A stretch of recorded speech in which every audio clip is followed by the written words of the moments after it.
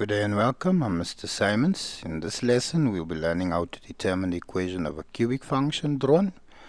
We're going to look at the first four methods. There's still a fifth method, but yeah, that one will be done after we've done equation of a tangent. Right, so we're going to look at when three x-intercepts are given, two x-intercepts, two stationary points, or point of inflection. Right, so with three x-intercepts given, they say find the equation. Given f of x equal minus x squared plus ax squared plus bx plus c. So on the graph you should see there's an x-intercept at x equal 1, x equal 2 and x equal 4. There from the equation the a value given there is negative 1. So to find equation we're going to use y equal a, x minus x1, x minus x2, x minus x3. Right, that's because we have three x-intercepts given on the graph. So from the graph we know a is negative 1 there from the equation. X-intercept 1 goes in as negative 1.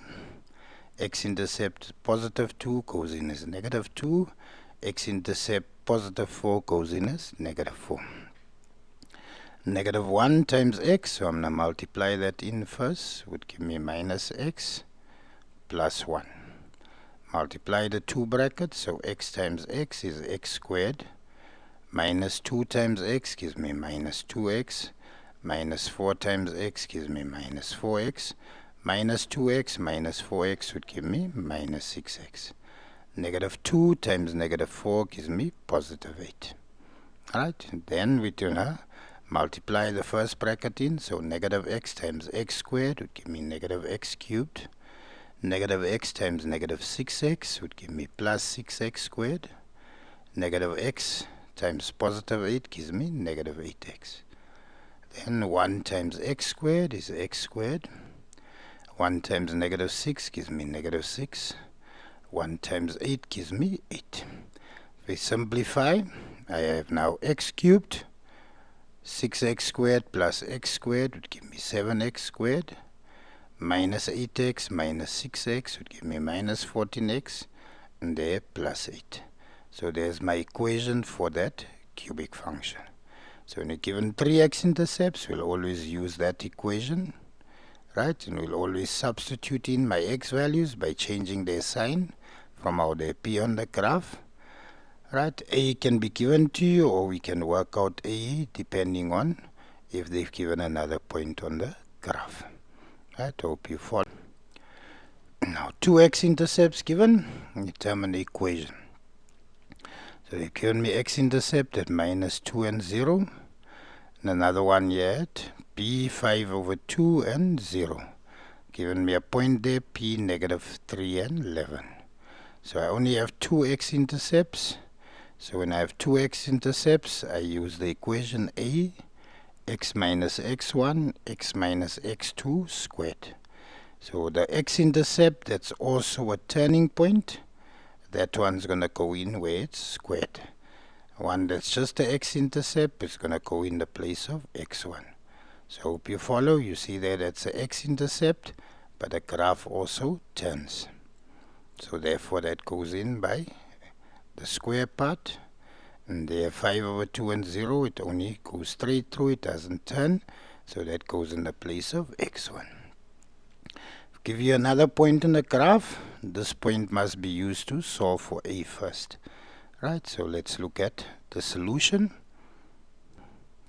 So a is minus 2 and 0 and b 5 over 2 and 0.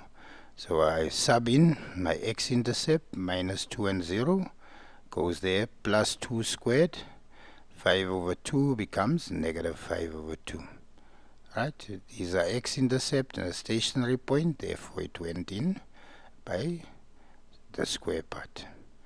Right, now we have the point minus 3 and 11, which is given on the graph. So this states that y is 11 when x is negative 3. So you see in the place of x, place negative 3. So negative 3 plus 1 gives me negative 1 squared, which stays 1. Minus 3 minus 2.5 would give me minus 5.5, or minus 11 over 2. get rid of it, we're going to multiply by the reciprocal. So 11 times negative 2 divided by 11, and then a becomes negative 2. So you see there, the 2 went top and 11 went bottom when I multiply it away. So a equal negative 2, so we have y equal negative 2, x minus 5 over 2, x plus 2 squared. Right? So from there, yeah, we catch learners out. They forget about the middle term when they multiply out. So when I multiply out x times x, x squared. X times 2 gives me 2x. I multiply the two items in the bracket. 2x times 2 would give me 4x. 2 times 2 would give me 4. Right? If I multiply the first bracket into the trinomial, x times x squared gives me x cubed. X times 4x would give me 4x squared. X times positive 4 would give me 4x. Negative 5 over 2 times x squared would give me negative 5 over 2x squared. Negative 5 over 2 times 4x would give me negative 20. 5 times 4, negative 20 divided by 2. And then there, negative 5 times 4 would give me negative 20 over 2. Multiply the negative 2 in, I have negative 2x cubed. 4 times negative 2, negative 8x squared. 4x times negative 2, negative 8x. Minus 2 times negative 5 over 2, the 2's cancel, so I'm left with positive 5. Remember, negative times negative is positive. There, 20 divided by 2 would give me negative 10 times negative 2 gives me positive 20. And there, 20 divided by 2, negative 10 times negative 2, positive 20. Now just add my like terms. So that stays minus 2x cubed. Minus 8x squared plus 5x squared would give me minus 3x squared. 20x minus 8x, 12x. There, and I'm left with 20. So there I got the equation given 2 x-intercepts. So very important, one of them, if we give you 2 x-intercept, one of them is a stationary point. So the x-intercept, that stationary point, must go in x minus x2 all squared. Alright. Hope you follow. Hope you're enjoying the lesson so far. Please like, feel free to comment. Alright, now given 2 stationary points. So as you can see there, the graph is turning and there it's turning. Those are referred to as stationary points. So B is 2 and 10 and A is minus 1 minus 3 over 5. Given f of x equal minus x cubed plus ax squared plus bx, determine the values of a and b. So they want the value of this a and the value of that b.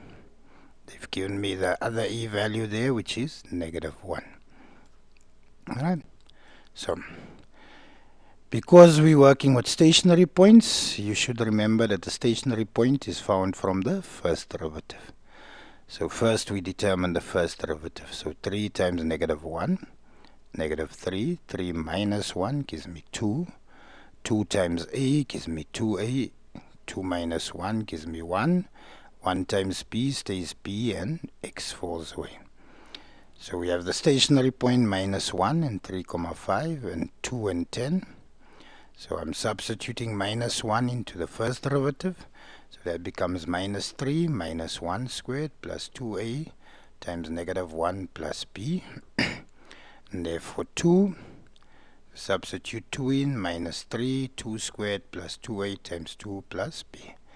If I simplify here, that's going to become positive 1 times negative 3 stays negative 3. That simply becomes negative 2a plus b. Right, if I take negative 2a across, it becomes positive 2a. B goes across, minus b equal minus 3. That's my equation 1. On the other side here, I have minus 3, 2 squared. So that's 4 times negative 3 gives me negative 12. 2 times 2a gives me 4a, and I'm left with b. Take note, in both cases, the first derivative equal to 0. So there, if I take 12 across, becomes positive 12. That would stay 4a plus b.